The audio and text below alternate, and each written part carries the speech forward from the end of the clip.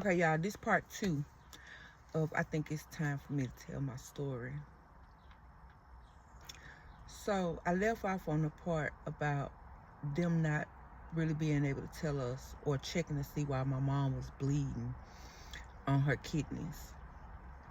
And like right now, I wish I had advocated for her more. I wish I had asked more questions, because bleeding on the kidneys is something serious. And later, remember that part, because later on in the story, it's going to make sense. But so September, she went for one treatment. Uh, she really didn't like the way the treatments was making her feel. Plus, like almost all of her hair came out, and I think that kind of scared her. So she didn't go back because she didn't. I guess she didn't want the rest of her hair to fall out. I'm not sure, but um, and then besides me and my sister and my mom's 8 granddaughters, she really had nobody supporting her. She had no family and stuff to help, like check on her. Her and her sister did get back close, and her sister started checking on her, which was good. And I'm thankful for it. And that'll make sense later on in the story also. But so September, she did pretty good. She really wasn't in and out the hospital or anything. Uh, but in October, y'all, literally the whole month of October, she was in and out the hospital. Um,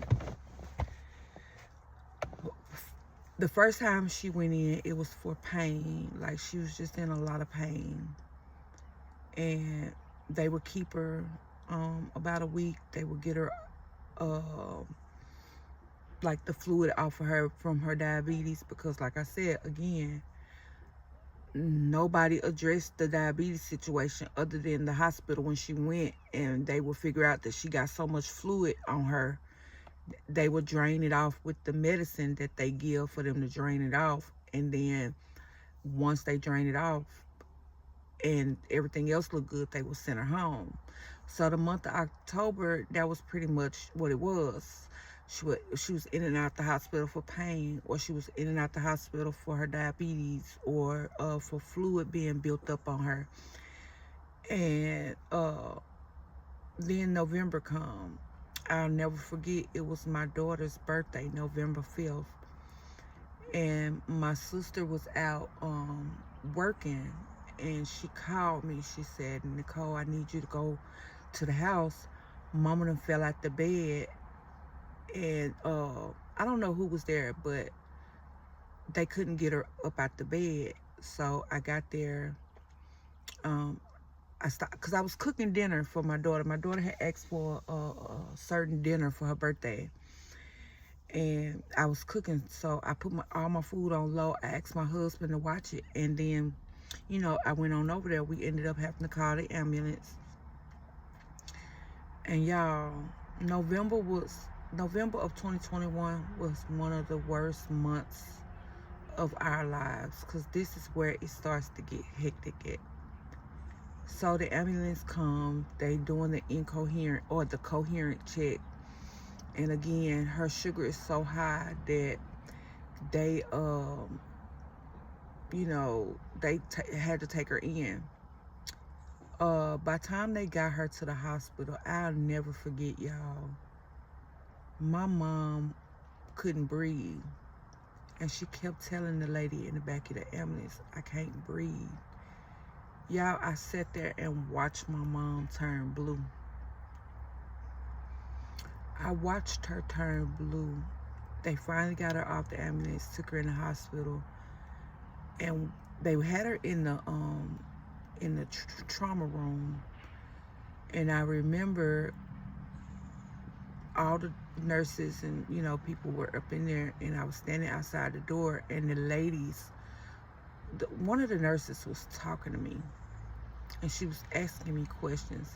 And I don't remember really what the questions were, because all I seen was my mom go limp. And I said, "What's wrong with her?" And the lady said, "Okay, babe, come on." So she took me out to the waiting room, and she was like, you know, they working on it right now, and that they will call me once they get everything situated. So I'll never forget, y'all. I went to my car and I was praying. And during this time, I was very intentional on what I prayed for, because I know you can pray for something and not mean what you're actually praying for, and it will come to pass. And so I remember praying, God, speak life into my mom. Breathe the breath of life into her. She will live and not die. You know, I was just saying, you know, I was praying genuinely from my heart, like I was speaking life over my mom. And I'll never forget, they called me and said, baby, you come on back in, your mom's okay. And all I can do was cry and thank God, because I felt like right there in that moment, God heard my cry. And so they admitted her in. Of course, it was just, you know, a bunch of series of tests and stuff like that. My mom did end up staying for about a week. And then she came home. And then, y'all, it happened again. Now, mind you, while my mom was at home, she was on an oxygen machine. She was on a CPAP machine. And at this time, she wasn't on it. The oxygen she was on 24/7, I think. But the CPAP, she wasn't on 24/7 yet. But it happened again. And this time, she told me and my sister, she was like, I don't want to go back to this hospital. I want to go to another hospital. And so at the time, because she felt like that hospital, the first hospital, wasn't doing enough for her, we said, okay, we'll take her to another one. And I'll never forget, y'all, we took her to the hospital, to the other hospital. And so I sat there with her, I think like an hour or so, and then I had to go home. And y'all, so many regrets for me right now. It's like, dang, man, why I didn't stay there with her. But she was in the ER. They didn't have no beds available upstairs. But I'll never forget, my sister called me and was like, Mama called me saying she feel like they trying to do something to her. And I was like, huh? She was like, she feel like they trying to her. And I was like, why would she think that? And so at this time, my sister wasn't leaving home that much. So she ended up going up to the hospital and sitting with my mama for a little while. And my mom was explaining different stuff to her, y'all, that it didn't make sense to us, but we don't know like what was going on. And so they finally get her up to a room, and I'll never forget that night that they got her up to a room. I went to see my mom because she wanted my oldest daughter to come spend the night with her. And so I went up there. She asked me to bring her some McDonald's. So I brought her McDonald's, and we were talking, and she had to go to the bathroom. Well, first she kept on telling me that she felt like, you know, that this certain place was trying to hurt her, that she didn't feel safe, and that if anything happened to her, to look into them, because she really felt like they was trying to do something to her. And back then, my thoughts were, well, Mama, you just probably, you know, paranoid, you know. But I don't know what them people was doing to her when I wasn't around. And I wish, like, HE double hockey sticks, I had stayed to figure it out. Like, that's a regret for me now. But, so that night, I helped her go to the bathroom. She said she had to use it. So I helped her go to the bathroom. And my mama was kind of a heavier woman, so when it came back time to get her back in the bed, I didn't know how to get her in bed by myself, so I had to go get the nurse. And with heavier people, the hospital lets the bed all the way down and they lay the head back, so it's easier, I guess, to scoop the person up. And when the nurse did that, my mom let out this blood curdling scream. Y'all, if you had a solid look in her eyes, y'all, that was I was like, Mama, you okay?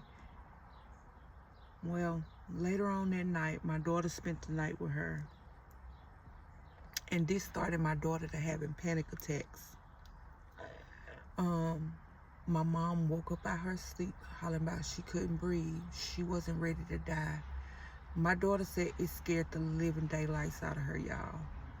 My daughter said that my mom couldn't breathe. That same night, my mom's lung collapsed. She ended up in ICU for a week on a ventilator. By that weekend, we had got a call from her doctor saying that her lung had collapsed and they didn't know if it was anything else they could do.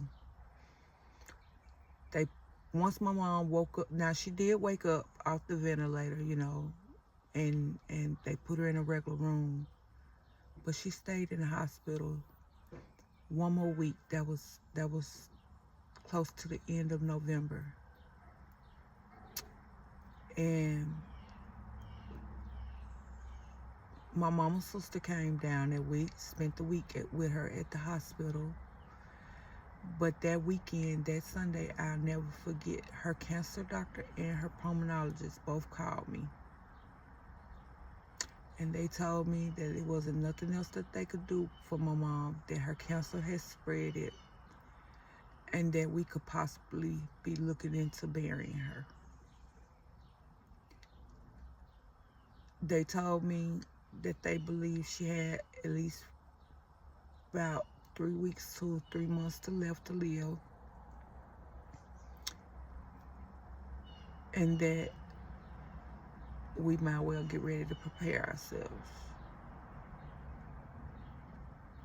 My mom came home, I don't even remember the date, but I remember Thanksgiving was her last home cooked meal because I cooked, and sweet potatoes was her favorite. That's why it's so hard for me on Thanksgiving now to cook, because that was the last meal that I cooked for my mom before she passed away. I'll never forget, she ate so good. She told me that she wanted some more sweet potatoes, so that Friday, I brought some more sweet potatoes. That Saturday, I want to say, she ate.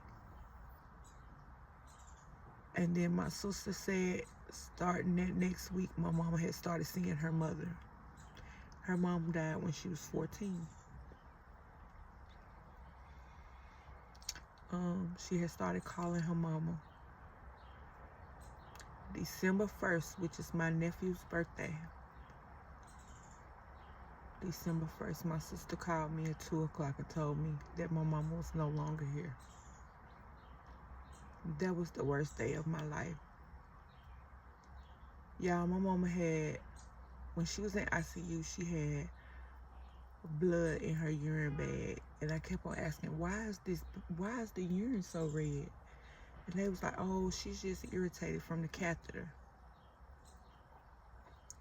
Come to find out, my mom died from renal failure and the lung cancer.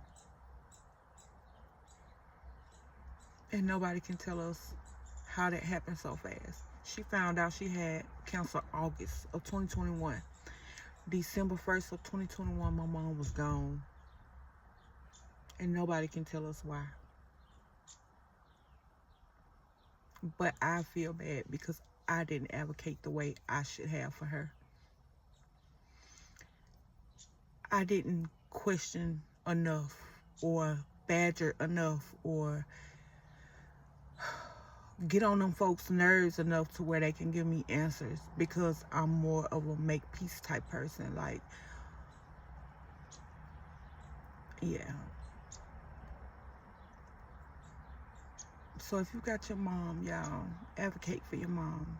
Question everything until God gives you peace about it. Question everything. Y'all have a great day. I love y'all. Bye.